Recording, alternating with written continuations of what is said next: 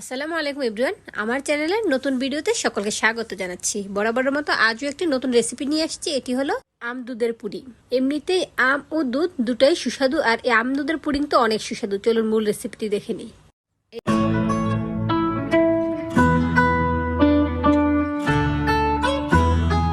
এই আম দুধের পুডিংটি তৈরির জন্য প্রথমে আমি আমের পিউরিটি দিয়ে তৈরি করে নিব জেলু।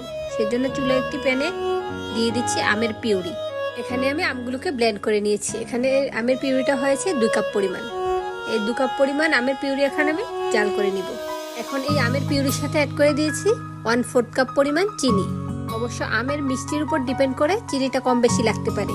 চিনিটা দেওয়ার পর ভালোভাবে মিশিয়ে নিয়েছি। এখন দিয়ে দিয়েছি 1 টেবিল চামচ agar agar powder. Agar agar powder দেওয়ার সাথে সাথে আমি ভালোভাবে মিশিয়ে জাল করে নিচ্ছি। আর এই আগার আগার দেওয়ার সাথে সাথেই নেড়ে নিতে হবে, তা না হলে কোনো অংশ জমাট বেঁধে থাকলে ওই অংশটা গুটি গুটি অংশ থাকবে। অনবরত নেড়ে চেড়ে বেশ কিছুক্ষণ জাল করে নেওয়ার পর এটাতে ভালোভাবে বলক চলে আসছে। বলক চলে আসার পর আমি আবারও 1 মিনিটের মতো জাল করে নিচ্ছি। তারপরে চুলা থেকে তুলে যে পাত্রে সেট করবো সেই পাত্রে ঢেলে নিব। এখন আমি চুলা থেকে তুলে নিচ্ছি। চুলা থেকে তুলে আনার সাথে সাথে আমি এই সার্ভিং ডিশটাতে ঢেলে নিচ্ছি। যেই পাত্রে সেট করব গরম অবস্থায় সেই পাত্রে ঢেলে নিতে হবে, তা না হলে ঠান্ডা হয়ে যাওয়ার পর এটা জমাট বেঁধে যাবে, তাই গরম অবস্থায় ঢেলে নিতে হবে। এই সার্ভিং ডিশটাকে আমি এখন একটু নেড়ে চেড়ে দিব এবং একটা স্প্যাচুলা দিয়ে উপরের অংশটাকে সমান করে দিচ্ছি। আর এটাকে আমি নর্মাল টেম্পারেচারে রেখেই ঠান্ডা করে নিব। ফ্রিজে রেখে ঠান্ডা করার কোনো প্রয়োজন নেই। নর্মাল টেম্পারেচারে ঠান্ডা হয়ে যাওয়ার পরে এটা সেট হয়ে যাবে। সেট হতে হতে আমি দুধটা রেডি করে নিই। চুলায় একটি প্যান বসিয়ে এতে দিয়ে দিয়েছি আধা কেজি দুধ। এখন এতে দিয়ে দিচ্ছি 1 টেবিল চামচ আগার আগার পাউডার। অবশ্য দুধটা আমার আগে থেকে জাল করা। আগার আগার পাউডার দেওয়ার পর ভালোভাবে নেড়ে চেড়ে জাল করে নিচ্ছি। এখন এতে দিয়ে দিয়েছি 1/3 কাপ চিনি। চিনিটা দিয়ে ভালোভাবে নেড়ে চেড়ে মিশিয়ে জাল করে নিচ্ছি যতক্ষণ না পর্যন্ত এই দুধে বলক চলে আসে। আমি দুধটাকে আগে থেকে জাল করে ঠান্ডা করে রেখেছিলাম। তারপরে এই দুধটাকে আবারও জাল করে এখন পুডিংয়ের জন্য রেডি করে দিচ্ছি। দুধের সাথে চিনি ও আগার আগার মিশিয়ে বেশ কিছুক্ষণ জাল করে নিচ্ছি। যতক্ষণ না পর্যন্ত ভালোভাবে বলক চলে আসে ততক্ষণ জাল করে নিচ্ছি। এই তো দেখুন কিছুটা বলক চলে আসছে। এখন আমি আবারও নেড়ে চেড়ে দিচ্ছি। যারা ভিডিওটি দেখছেন ভালো লেগে থাকলে ভিডিওটিতে একটি লাইক দিয়ে চ্যানেলটি ঘুরে আসুন।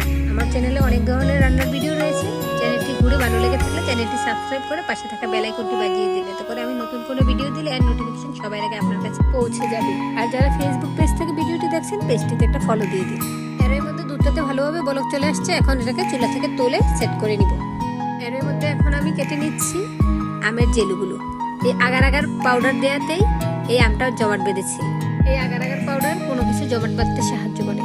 আপনাদেরকে বলতে ভুলে গিয়েছি, আগার আগার পাউডার সুপার শপগুলোতে কিনতে পাওয়া যায়। এছাড়া বড় বড় মুদি দোকানগুলোতে গিয়ে খোঁজ করলে সহজেই পেয়ে যাবেন এই আগার আগার পাউডারটা।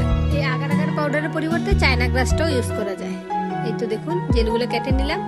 আজ আমি এই পুডিংটা সেট করছি কেকের মোল্ডে। প্রথমে আমি দুধটা দিয়ে নিচ্ছি, আর জাল করা এই দুধটাকে আমি একটু ছেঁকে নিচ্ছি যেন জমাট বাঁধা অংশ না থাকে। আমি আগার আগার পাউডার দেওয়ার সাথে সাথে নেড়ে দিয়েছি, তারপরও কিছু অংশ যদি জমাট বেঁধে থাকে তাই আমি ছেঁকে নিয়েছি। দুধটা ঢেলে দেওয়ার পর সাথে সাথে অ্যাড করে দিচ্ছি পাকা আমের রস দিয়ে তৈরি করে রাখা জেলুগুলো। আর এই পাকা আমের এই জেলুগুলোকে এই মুহূর্তে চকলেট চকলেট মনে হচ্ছে।